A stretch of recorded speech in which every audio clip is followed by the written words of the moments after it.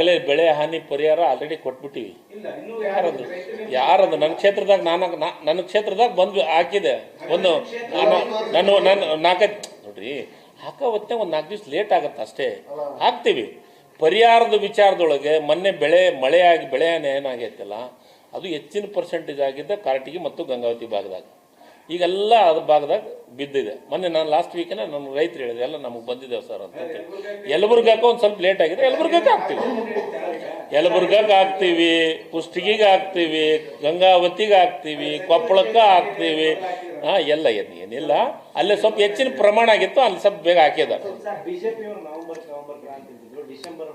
Sir. ಅದು ಮತ್ತೆ ಮಳೆ ಹತ್ತೆಲ್ಲ ಹಾಳಾಗ್ಬಿಟ್ಟಿವಿ ಸರ್. ಈಗ ಏನ್ ಮಾಡ್ಬೇಕು, ಇವತ್ತ ಹೆಸರು ಎಲ್ಲ ಸತಿ ಒಂದು ಬುಡ್ಡಿ ಬಿಡ್ಸಿಲ್ಲ ಸರ್. ನಾವು ಇದೆಂದಾಗ ಆಗಿದಕ್ಕ ಒಂದು ಬುಡ್ಡಿ ಬಿಡಿಸಿದ್ರೆ 400 ಕೂಲಿ ಕೇಳ್ತಾರ್ರಿ.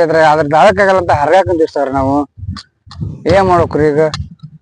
ಎಷ್ಟು ಹೆಸರು ಏನು ಬೇಕಿಲ್ಲ, ಏನಿ ನೋಡ್ರಿ 11 ಎಕರೆ ಹೊಲ ಹಾಕಿರಿ ಸರ್. ಏನೇ ಒಂದ್ 4 ಪ್ಯಾಕೆಟ್ ಆಗ್ಯಾವ್ರಿ ಸರ್. ಏನ್ ಮಾಡ್ಬೇಕು ಸರ್? ಹ್ಞೂ ರೀ ಸರ್. 4 ಎಕರೆ 11 ಎಕರೆ 4 ಪ್ಯಾಕೆಟ್ ಆಗ್ಯಾವ್ರಿ. ಒಂದು ಕೂರಿ ಹೊಲ ಹರಗಿವ್ರಿ ಸರ್. ಒಂದು ಹೊಳ ಬಿಡ್ಸಿಲ್ರಿ ನಾವು ಸರ್. ಶಿವರಾಜ ಕಮ್ತಾರ ಸರ್.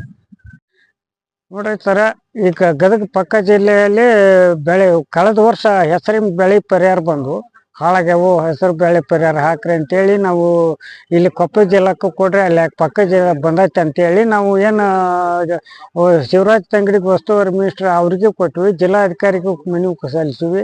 ಅವ್ರಿಗೂ ಸಲ್ಲಿಸಿದ್ರು ಅವ್ರು ಇನ್ನೂವರೆಗೆ ನಮ್ಗೆ ಬೆಳೆ ಪರಿಹಾರ ಇಲ್ಲಿವರೆಗೆ ಅದಕ್ಕೆ ಈ ವರ್ಷ ಹೆಸರು ಬಿತ್ತಿ ಮತ್ತು 1 ತಿಂಗಳು ಕಳೆದ್ರೂ ನಮ್ಗೆ ಹೆಸರು ಬೆಳೆ ಪರಿಹಾರ ಹಾಕಿಲ್ಲ. ಶೀಘ್ರದಲ್ಲಿ ಉಳಿದ ತಾಲೂಕಿಗೆ ಹಾಕ್ತು ಅಂತ ಹೇಳಿದವರು, ಇನ್ನೂ ಹೆಸರು ಬೆಳೆ ಪರಿಹಾರ ಹಾಕಿಲ್ಲ. ಶೀಘ್ರದಲ್ಲಿ ಹೆಸರು ಬೆಳೆ ಪರಿಹಾರ ಹಾಕ್ಬೇಕು, ಹಾಕ್ತೀವಿ ಅಂತ ಅವರು ಹೇಳಿದ್ರು, ಹಾಕಿಲ್ಲ.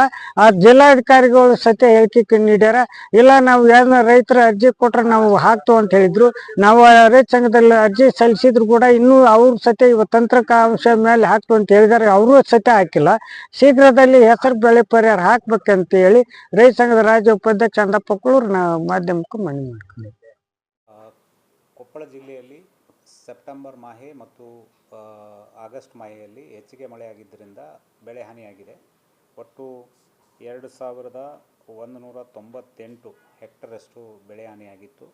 ಅದು ಸುಮಾರು 7196 ರೈತರಿಗೆ ಸಂಬಂಧಿಸಿದಂತೆ 5,25,26,000 ಪರಿಹಾರವನ್ನು ಈಗಾಗಲೇ ನಾವು ಪರಿಹಾರ ತಂತ್ರಾಂಶದಲ್ಲಿ ನಮೂದು ಮಾಡಿ ಅವರಿಗೆ DBT ಮೂಲಕ ಅವರಿಗೆ ಸಂದಾಯ ಮಾಡಲಾಗಿದೆ. ಇಲ್ಲರಿ, ನಾವು ಜಂಟಿ ಸಮೀಕ್ಷೆ ಮಾಡ್ತೀವಿ. ಜಂಟಿ ಸಮೀಕ್ಷೆ ಮಾಡಿ ಯಾರು ಕೃಷಿ ಇಲಾಖೆ ಮತ್ತು ಕಂದಾಯ ಇಲಾಖೆಯವರು ಹೋಗಿ ಪ್ರತಿಯೊಂದು ಜಮೀನಿಗೆ ಹೋಗಿ ಜಂಟಿ ಸಮೀಕ್ಷೆ ಮಾಡಿ ಎಲ್ಲಿ ಲಾಸ್ ಆಗಿದೆ ಮಳೆಯಿಂದ ಅದನ್ನು ರಿಪೋರ್ಟ್ ಮಾಡ್ತಾರೆ. ಇದಕ್ಕೆ ಕೆಲವೊಂದು ಪ್ಯಾರಾಮೀಟರ್ಸ್ ಇದೆ, ಆ ಪ್ಯಾರಾಮೀಟರ್ಸ್ ನೋಡಿಕೊಂಡು ಮಾಡ್ತಾರೆ. ಅದರ ಪ್ರಕಾರ ಆಗಿರೋದಕ್ಕೆಲ್ಲನೂ ಪರಿಹಾರ ಕೊಡಲಾಗಿದೆ. ಪರಿಹಾರ ಈಗ ಯಾರು ಲಾಸ್ ಆದವ್ರಿಗೆಲ್ಲರಿಗೂ ಕೊಟ್ಟಿದ್ದೀವಿ ನಾವು, ಬಟ್ ಸ್ಪೆಸಿಫಿಕ್ಕಾಗಿ ಯಾರಾದರೂ ಕಂಪ್ಲೇಂಟ್ ಕೊಟ್ಟರೆ ಎಕ್ಸಾಮಿನ್ ಮಾಡ್ತೀವಿ.